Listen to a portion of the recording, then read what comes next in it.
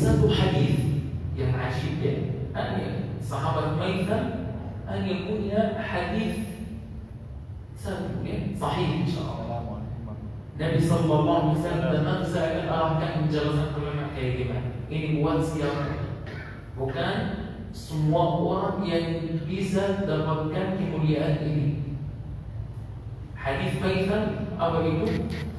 Idza kharaja ar-rajul min baitihi mutawaddian.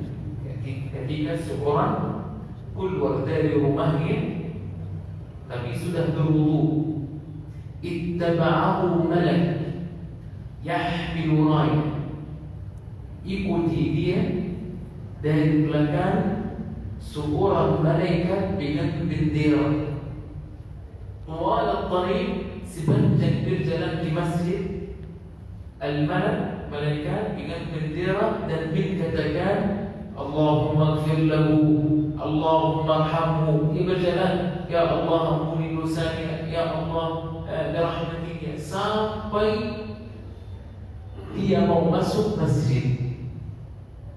Lalu malaikat ini tidak masuk masjid sama dia, kayak bodyguard, tunggu di luar sampai dia selesai salat, zikir sampai sebuah sini. Ini keluar lagi dari masjid, malaikat kembali lagi di belakangnya dengan bendera. Lalu berjalan di belakang dia, ya Allah ampuni dosanya, ya Allah merahmati, sepanjang jalan.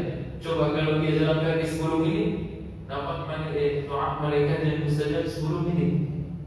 Nah, kalau dia sudah sampai di rumah, mau masuk rumah, malaikat akan ngapain? Bendera yang dipegang akan ditusuk di tanah dan dikatakan beberapa kata indah. Dumta fi hifzillahi al-yawm. Semoga Allah Subhanahu wa taala akan menjaga kamu sepanjang hari. Ini mirip dengan hadis barang siapa keluar dari barang siapa salat subuh maka Allah akan menjaga ya. Mirip, tetapi ini lebih indah. Kata ulama, ini bukan setiap orang yang dapat pahala ini. Dapat doa malaikat dan malaikat akan kenal dia sepanjang hari bila bendera dan doa yang Allah Subhanahu wa taala pasti akan jaga dia. Kata ulama ada khilaf antara dua. Pertama, ini khilaf ini tujuannya membuka lomba-lomba antara kaum muslimin. Siapa yang akan masuk masjid lebih dahulu, atau orang pertama masuk masjid untuk salat subuh, atau khilaf yang berikut yang datang salat subuh sebelum azan. Ini ajak Nabi sallallahu alaihi wasallam mengajak kita khusus pada salat subuh kita datang lebih awal. Hadis yang berikut biasa tidak kelamaan di mukaddimah. Buat kita semuanya insyaallah yang tahan salat subuh meskipun banyak godaan syaitan tidurnya luar biasa, kadang-kadang atau wudu, tapi alhamdulillah di sini tidak dingin atau dingin juga. Di Indonesia dingin, waduh. Kalau di Gaza maupun musim panas, musim dingin, waktu subuh dingin banget. Wudu ini musibah sebelum salat ya, sebelum jalan. Apalagi kegelapan di sana, alhamdulillah ada mudahan. Saya kira di luar kayak siang hari ya, saking cahaya. Tidak ada kegelapan. Tetapi kata Nabi sallallahu alaihi wasallam, antum tahu salat jembatan yang panjang salat berapa meter? Ada yang tahu? Bandaran salat mustaqim jembatan berapa kilo? Coba depan. Biar antum menghargai hadis ini juga ya. Berapa kilo? Tapi lebar salat jembatan berapa? Berapa santi?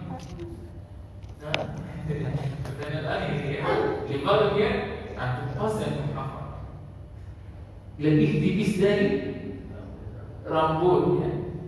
Kalau panjangnya ini yang baru ya. Kalau panjangnya berapa? ketika beberapa ayat atau ujung surat Ibrahim, Allah Subhanahu wa taala berfirman, "Yauma tubaddalu al-ardu ghayra al-ardi was-samawati." Ketika bumi ini dan langit berubah, diganti. Lalu ada seorang sahabat dan ya Rasulullah, yang di hari kiamat nanti bumi ini tidak ada dan langit tidak ada. Lalu kita berada di mana? Ada yang jawab, kita berada di mana? Tidak ada bumi, tidak ada langit ya. Lalu manusia di mana? Lalu Nabi sallallahu alaihi wasallam menjawab, di atas jembatan. Dari situ kita bisa menkhayal atau ada gambaran si panjang serat. Coba menggambarkan sejak Adam sampai hari kiamat, seluruh makhluk Allah maupun manusia atau dari haiwan, semuanya berada di mana? Satu persatu di atas jembatan. Panjang atau tidak panjang? Panjang. Panjang banget. Dan gelap lagi. Saya tidak ada tujuan untuk bahas jembatan ya. Panjang dan gelap dan kondisinya parah. Lalu ada sebagian, dan hadis Bukhari dan Muslim, sebagian dari umat Nabi sallallahu alaihi wasallam, kelompok dari umat Nabi sallallahu alaihi wasallam, ketika mau berjalan di atas jembatan, mereka mendapatkan cahaya yang agung dari kiri ya, kanan, dari atas ke bawah sampai neraka mulai berbicara. Neraka berbicara juga, semuanya berubah di akhir zaman.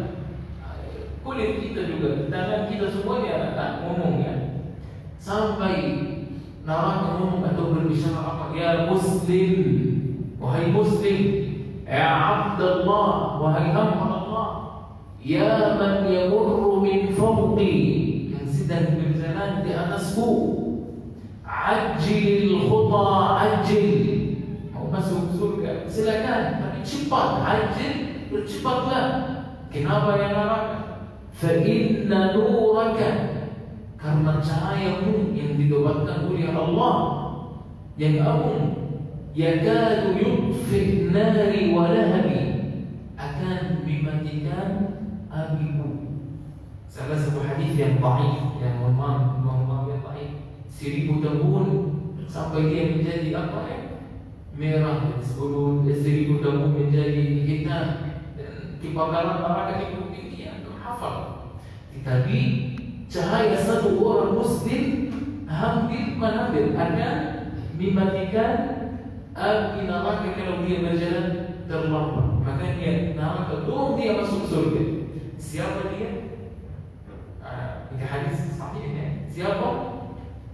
Nabi sallallahu alaihi wasallam. Sebelum saya jelaskan hadis Nabi, Allah Subhanahu wa taala turunkan ayat di surah Al-Hadid berbicara tentang orang ini.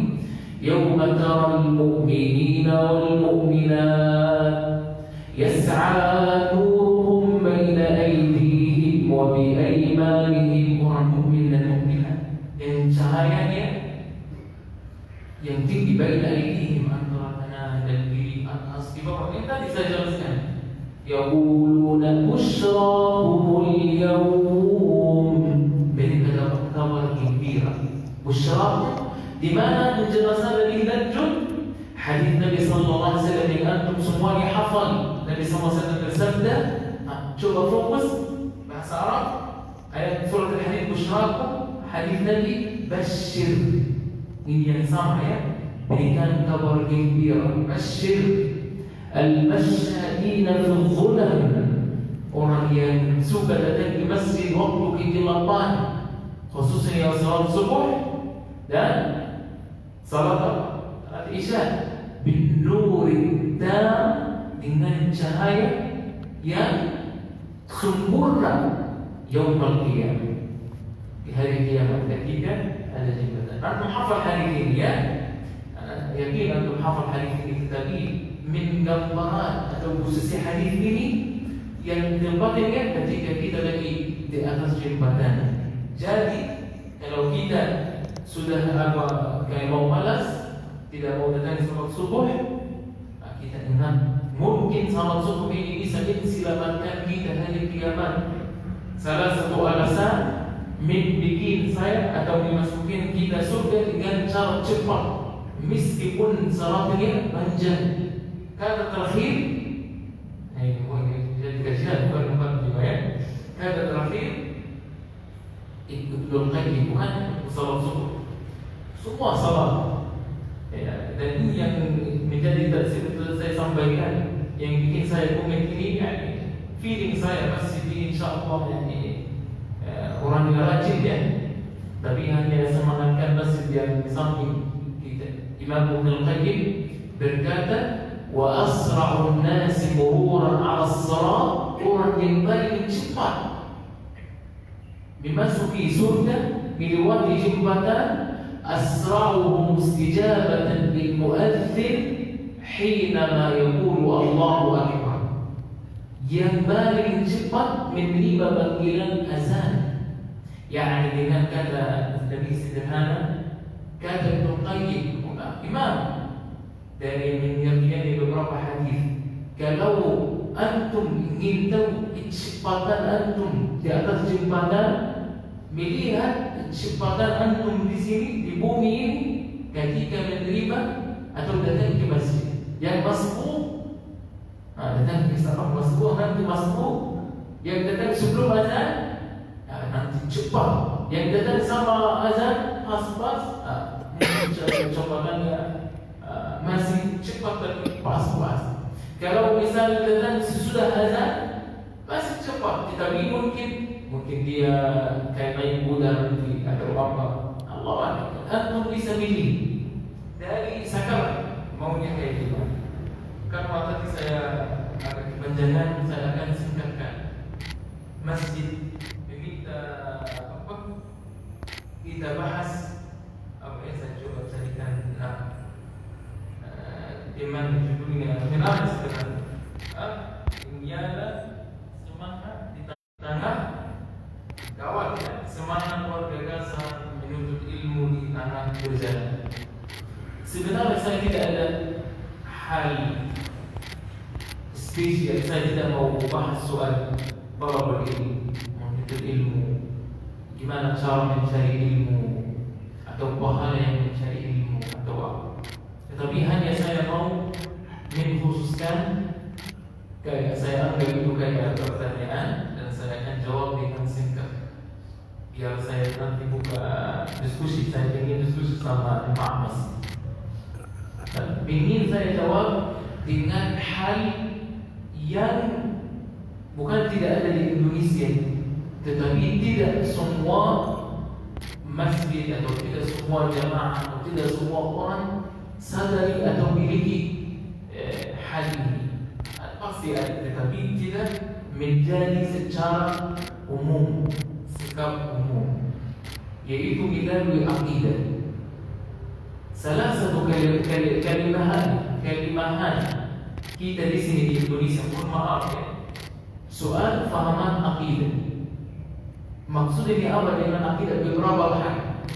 Hal pertama, orang Muslim, dan itu kata Umar bin Khattab radhiyallahu ta'ala anhu, yafirru min qadarillah ila qadarillah. Selalu minta seorang Muslim, watak seorang Muslim bergaya atau berfikir melari dari qadar ke qadar, bukan ikhtiar.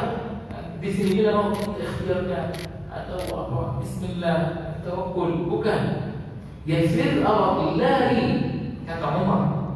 Yani Jules Israel bikin lisan Quran, salah satu takdir yang atau tujuan, kalau mau ganti kata takdir, untuk Jules Israel bikin kita orang jahil, tidak belajar, tidak apa. Makanya seorang Muslim mau lari dari takdir yang dibikin atau disuruh, kadang terpaksa ke takdir yang paling indah. Bukan hanya dengan masalah Quran, dengan segalanya. Kata Ibnu Taimiyah rahimahullah, al-mu'min yafirru min su'i qadarillah. Seorang mukmin selalu lari dari takdir-takdir buruk yang ditakdirkan oleh Allah maupun apapun. Nah, misal seorang punya di masa kecil trauma, ini masalah anak muda ya, dengan misal apa ya, masalah anak muda saat ini yang mereka ingin rusakkan generasi Islam baru. Dia bilang kena misal apa ya, contoh tepat, menjadi apa ya, korban seorang dengan seksual, contoh. Jadi menjadi alasan kenapa kamu misal homo atau gay. Ini karena dulu waktu saya kecil kayak ini, Muslim tidak pasrah kayak ini. Tapi kata Ibnu apa? Selalu lari dari takdir Allah yang buruk, anggap itu takdir, ila husn tazkiyati nafsi, untuk bagaimana berbaiki dirinya. Ini takdir Allah yang baru.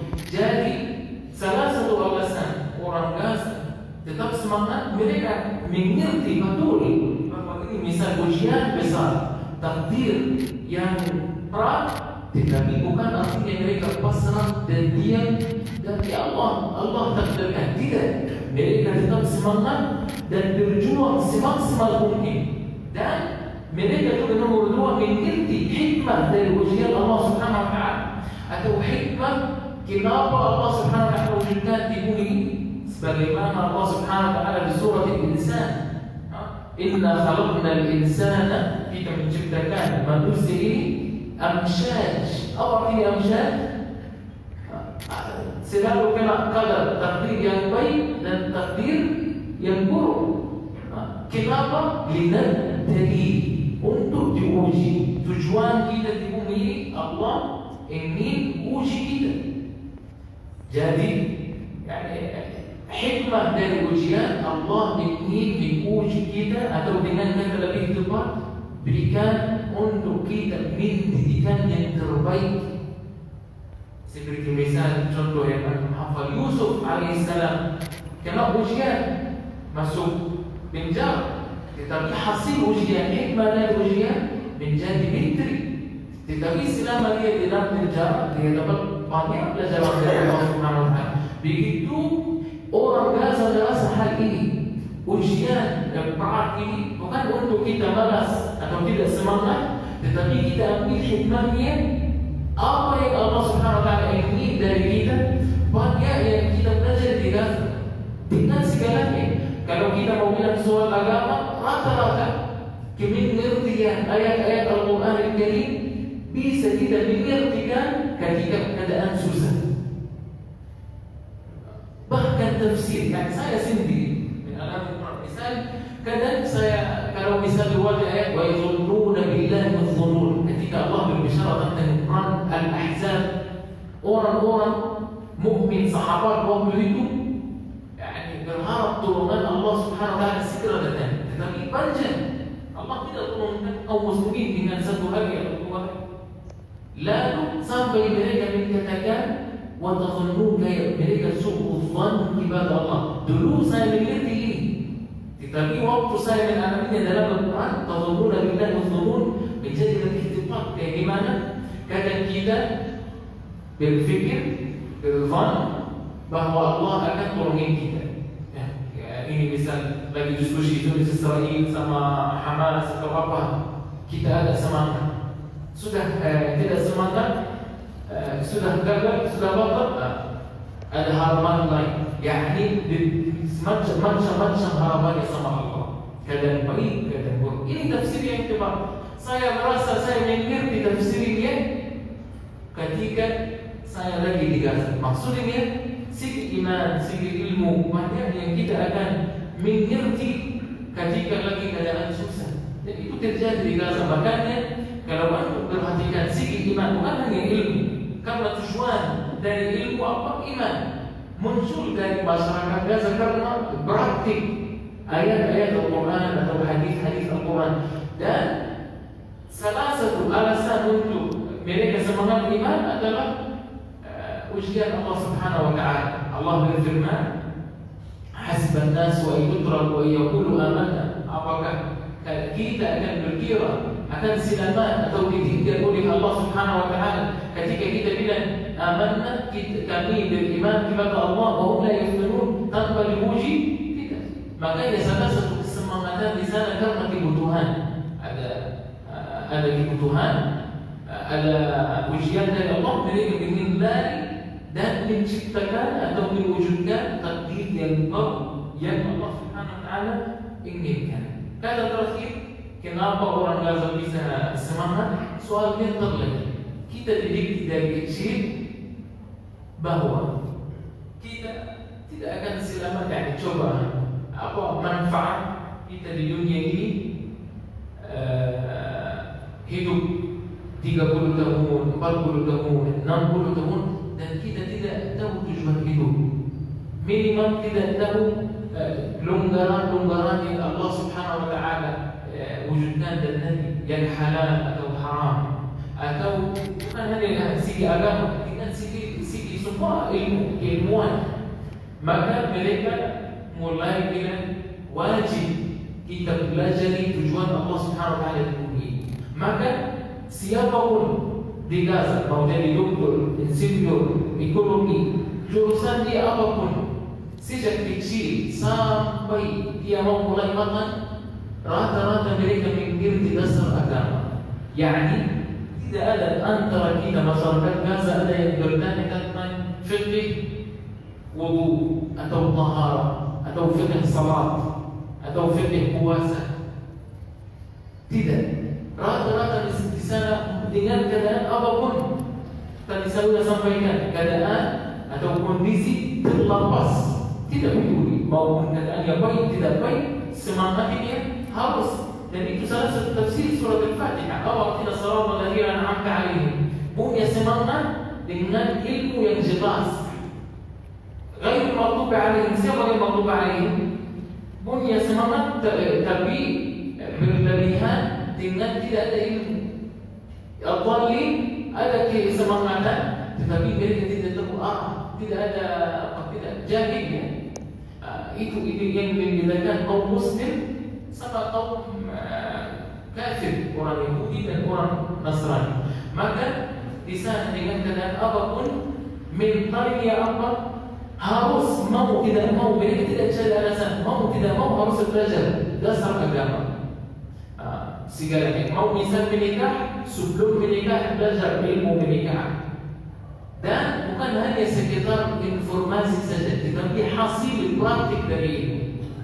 Kadang di sini belajar hanya teori saja, hanya hafal atau kadang ini thaqafah, budaya Yunan. Kalau kita sudah tahu banyak kitabuan atau banyak keilmuan, tanpa berkata sudah kita senang.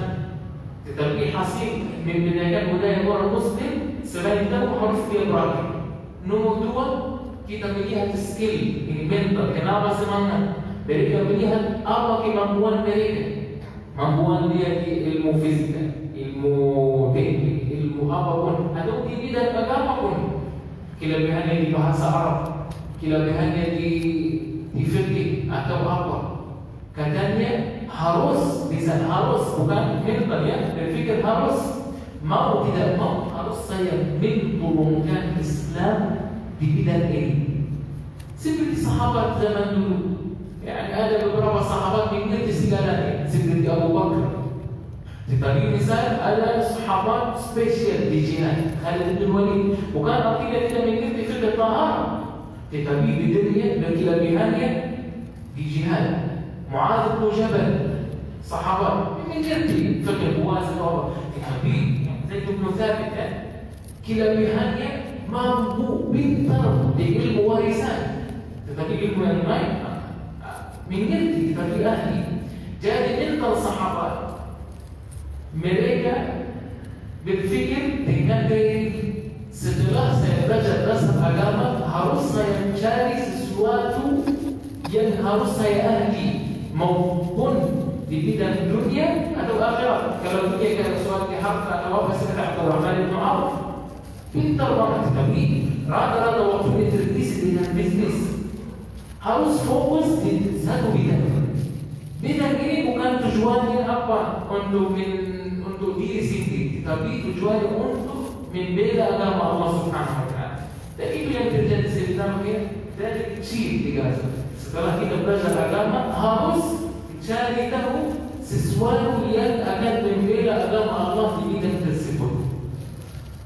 Sebagaimana Allah Subhanahu wa taala berfirman, "Minhum man yuridu Rabbana atina fid dunya hasanah." Mereka cari dalam dunia sesuatu kebaikan, mereka kejar dunia boleh. Wa atina fid dunya wa fil akhirah hasanah, dan dengan waktu yang sama tetap tujuannya akhirat. Mungkin ini yang saya bisa sampaikan dengan singkat. Ya, kalau saya sebutkan lagi, apa bagi alasan kenapa orang Gaza semangat? Seperti saya berhasil banget kalau keluar dari kajian ini dengan satu kata. Orang Muslim selalu lari dari takdir Allah yang buruk menurut dia ke takdir yang baik. Kemarin contoh pribadi, kemarin misal paman saya serta anaknya meninggal dunia, itu ujian.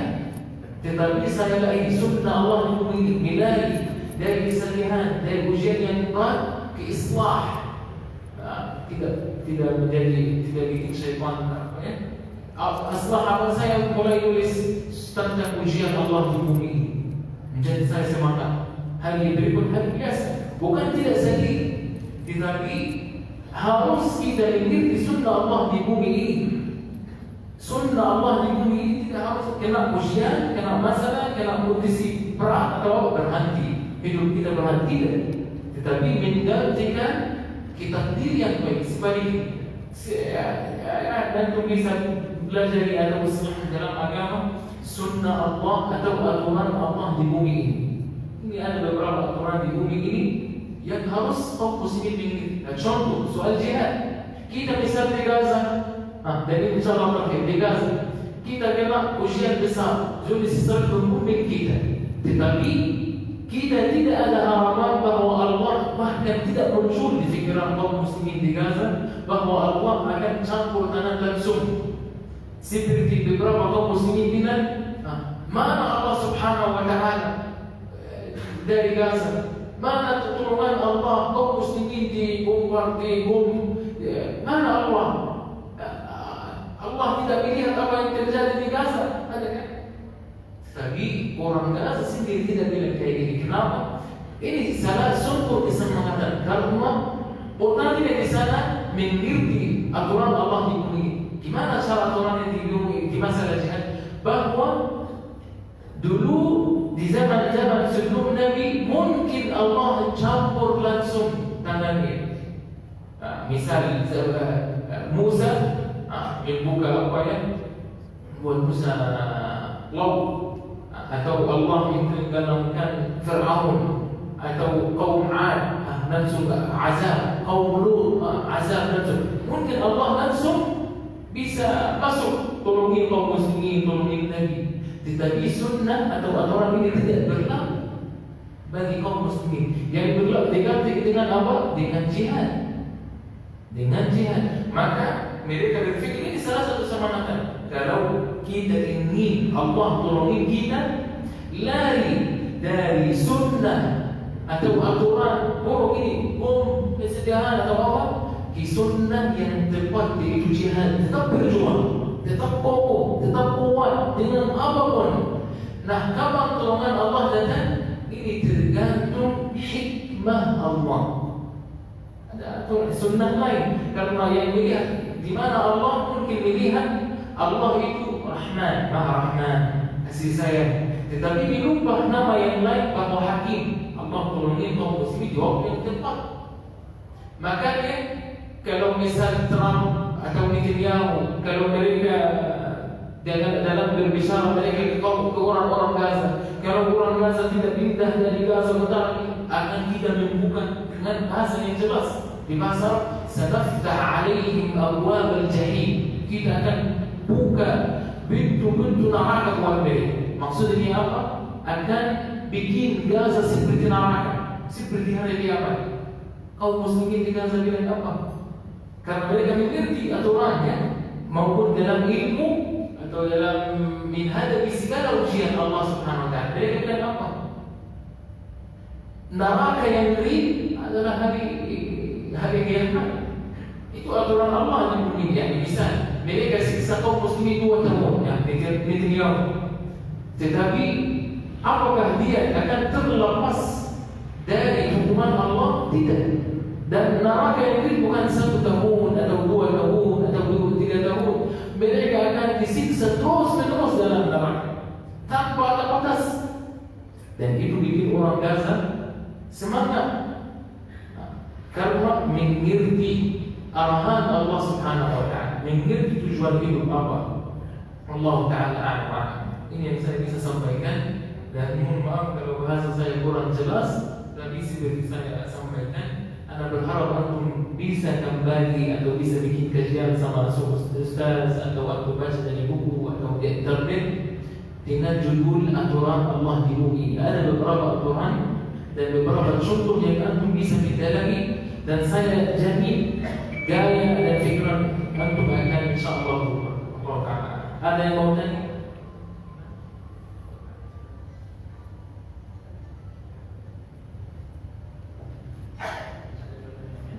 Baik Ustaz, Assalamualaikum warahmatullahi wabarakatuh.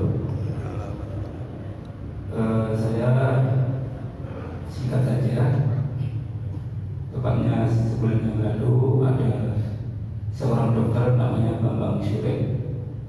Dia bertugas di Rumah Sakit Gaza melalui bendera Bulan Sabit Merah Indonesia dan melalui jalur dari Amerika Serikat, yaitu Rahma Worldwide. Itu selain pakai bendera Rahma Worldwide, dia bilang tidak akan bisa masuk ke Gaza. Nah, kebetulan dia bisa masuk bersama teman-temannya di sana, dan di bulan September itu diharapkan harus keluar semua dokter-dokter dari Indonesia. Kebetulan dia menangani spesialis anak-anak. Jadi setelah itu, karena informasinya ada pengeboman lagi, ternyata kalau dia dengar berita dan melihat berita dari Serambi Tribun itu, Masya Allah, sekarang gedung-gedung yang tertinggi di Gaza semuanya diratakan sama Israel. Maka mungkin apa ya, di mana negara-negara besar yang menolak keberadaan perang ini kok hanya mengancam-mengancam saja? Karena pada dasarnya Israel tentu tidak bisa dihadapi dengan kecaman kalau tidak dihadapi dengan kekerasan juga. Karena waktu itu saya mungkin mengisi waktu atau ceramah di sini, kebetulan waktunya hanya singkat, dia hanya mampir saja. Ya, dia pesan mohon doakan Ustaz, mudah-mudahan di Gaza pejuang-pejuang di sana selamat dari pengembangan Israel dan bisa mempertahankan tanah Gaza. Hanya doa yang bisa kita cantumkan di sana.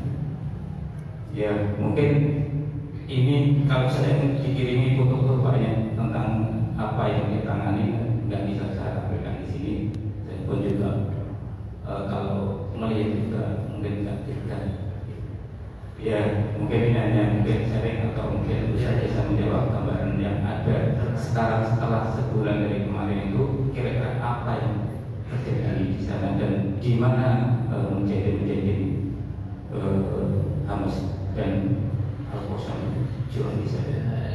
Pertama, saya tidak mau bilang terima kasih buat Dr. Rahma ya, dokter yang tadi disebut sama Bapak. Tetapi semoga Allah Subhanahu wa taala membalas kebaikan dia. Tetapi sebenarnya meskipun kita melihat ini kebaikan dan hal baik, dan memang itu hal baik, tapi ini salah satu kewajiban kaum muslimin di luar. Kita di Gaza ya, atau ibaratnya kita membagikan tugas. Orang Gaza, wahai saudara seimanku, sejak 20 tahun lalu mereka sadar bahwa kita tidak bisa menghadapi Zionis Israel, karena Zionis Israel tidak sendiri. Mereka bersatu, orang musuh kita bersatu di belakangnya Amerika. Maka mulai ini juga takdir. Mari bahas takdir ini. Mereka mulai memindahkan persiapannya perang dari atas di bawah dan di terowongan. Karena bukan hanya kita dan negara-negara sekitar kita maupun Arab atau negara Islam, mereka tidak bisa menghadapi Zionis Israel. Makanya salah satu hikmah atau cerdasan kaum muslimin di Gaza, mereka mulai bersiapan sejak 20 tahun lalu, bukan 1 hari atau 2 hari, untuk memindahkan perang di bawah bumi. Dan ini berhasil sampai sekarang. Udah ini hari ini 7 Oktober ya, 2 tahun pas. Zionis Israel tidak bisa mengalahkan kaum muslimin di Gaza. Bukan karena kaum muslimin punya bom atau roket, tetapi salah satu alasan dengan senjata yang paling hebat yang kita miliki adalah ruangan. Jadi tugas kita di Gaza, kita sudah planning, sudah berjuang, kita bikin apa yang bisa tahankan bendera Islam di sana, dan masyarakat di Gaza, orang-orang muslimat di sana bersiapkan mental, segi keimanan, iman dan ilmu agama. Rata-rata di sana bukan 1 atau 2, rata-rata sudah saya sampaikan mengerti dasar agama, mengerti dengan dia apapun. Berbeda di sini kaum muslimin kadang kita melihat profesor, masya Allah ilmunya, hebat banget, tetapi tidak bisa mengaji. Padahal tadi saya sebutkan Rabbana atina fid dunya hasanah wa fil akhirati hasanah, dua-duanya. Tidak boleh satu milih satu atau akhirat boleh, tetapi harus ada seimbang. Bukan kita bagus atau sebaliknya, bagus di urusan akhirat ibadah terus atau, tetapi kita apa di dunia kita mau bilang bodoh ya, kasihan kita. Jadi orang Gaza sejak 20 tahun lalu, ketika saya bilang 20 tahun, saya berbicara tentang apa yang saya sadari ya, mereka siapkan mental melalui iman, belajar akidah, belajar. Makanya kalau orang melihat misal video ada seorang ibu rumahnya hancur, anaknya semuanya meninggal, semuanya diwawancara, dibilang apakah ibu sedih? Bukan tidak sedih. Siapa yang kehilangan anaknya yang masih biasa saja? Di sini kalau anaknya sakit sedikit mau ke rumah sakit, mungkin ibu tidak tidur atau ibu di Gaza, mereka sayang sama anak-anak mereka. Harta ini di rumah, mereka bangun rumah bertahun-tahun, bukan dalam 1 hari. Kalau kita bangun rumah, bukan kita sudah jadi, tidak, bertahun-tahun. Mereka hari ini beli pagar, hari berikut setelah 2 tahun cek rumah, setelah beberapa tahun pasang negara, bertahun-tahun. Tapi hilang dalam 1 menit. Itu ujian berat. Tetapi apa yang bikin mereka sabar? Bersiapan bukan langsung dadakan. Dia bilang apa? Allah Subhanahu wa taala berfirman, "Inna Allah ashtara minal mu'minina anfusahum wa amwalahum bi anna lahumul jannah." Allah telah ada komitmen antara kita, kontrak jual beli. Allah memilih fikiran dia, bukan tafsir ulama ya, tetapi tafsir yang tepat. Kan inna Allah ashtara, ada kontrakan antara Allah dan kita. Allah membeli kita dengan kita jual apa? Dan Allah menjual kita. Bagaimana tahu istilah terjemahannya? Membeli kita dengan ganti, bukan bayar dengan apa? Surga. Ishtara minal mu'minin, Allah membeli dari orang mukmin anfusahum, syuh mereka, wa amwalahum, dan harta mereka. Inna Allah ashtara minal mu'minin anfusahum wa amwalahum bi anna lahum, untuk mendapatkan surga. Dia bilang ini semua dimiliki Allah. Allah mau hancurkan rumah, boleh, terserah, asal saya masuk dulu. Mau mematikan anak saya, ini dimiliki Allah, terserah. Ini kontrakan saya sama Allah, asal nanti saya masuk surga. Ini kesempatan mereka, dan itu mental tidak muncul langsung.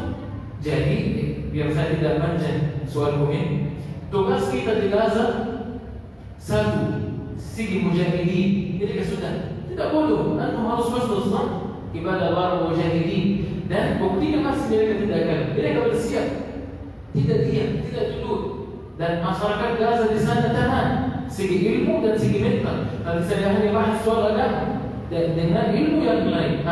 Ilmu misal teknik atau kimia atau apa, Gaza atau orang Palestina, negara insyaAllah yang paling tertinggi punya orang pendidikan doktoral dan master atau pendidikan sana.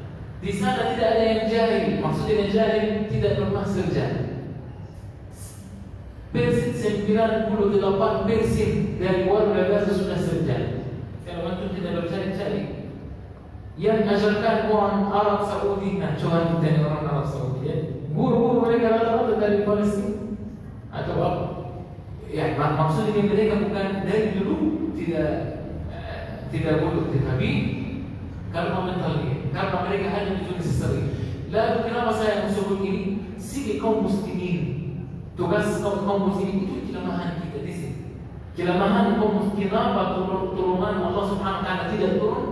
Selain tadi saya sudah ada hikmah atau apa? Kelemahan di sisi kita di luar Gaza. Di luar Gaza. Dan mohon maaf saya tidak serahkan jamaah. Tetapi kaum muslimin kalau kita bilang doa pun, ya kan tahu hanya soal yang balik kita tidak tahu kenapa saya bahas tentang jalan, saya bahas tentang di kajian. Allah Subhanahu wa taala bilang mengajarkan kita sebuah sejadah mengubah atau dipakai untuk mengubah takdir kaum muslimin apa? Doa. Allah Subhanahu wa taala Nabi SAW bersabda, "Innal qadar wad du'a yasṭari'an." Doa dan takdir Allah Subhanahu wa taala selalu berperan.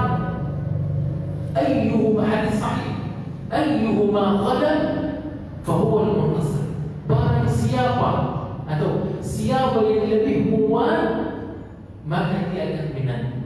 Kalau ini pasal dari Nabi dan hadisnya sahih, dan ini takdir Allah, akidah yang harus kita pelajari.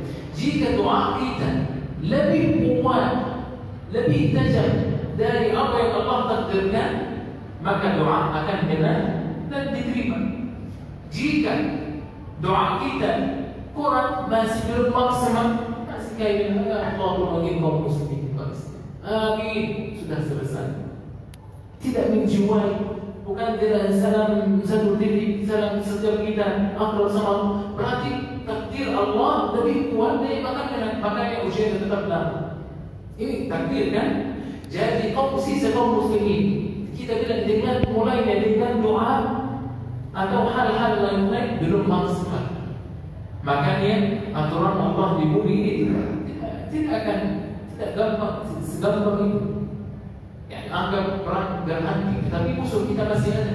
Salah satu kewajiban, salah satu mental yang harus diubah di fikiran kaum muslimin apa? Kata Nabi SAW, "Dima'ul muslimina tatakafa." Darah seorang muslim di mana pun berada sama. Hum yadun ala aduwwihim, harus mereka bersatu untuk dilawani musuh-musuh mereka. Rawahu Ahmad. Yani tidak ada bedanya orang Palestina, orang Indonesia, Muslim sama. Maka misal seorang dokter itu punya keahlian, harus mencoba untuk tolongin kaum muslimin. Tidak bersetuju saya orang Indonesia. Tidak, karena kita Muslim harus saya tolongin. Bisa berangkat ini jihad saya mampu dalam bidang kesehatan, bantu. Saya mampu di bidang apa aja, harus sediakan bagi kaum muslimin. Tidak, mereka tidak tahu, Allah yang tahu. Itu tanggung jawab kita semua. Allah, semoga ini jelas. Nah, ini juga diskusi atau masukan bukan jawab. Allah, ada yang mau diskusi? Atau cukup? Assalamualaikum warahmatullahi wabarakatuh. Berbicara mengenai faksi Hamas ini,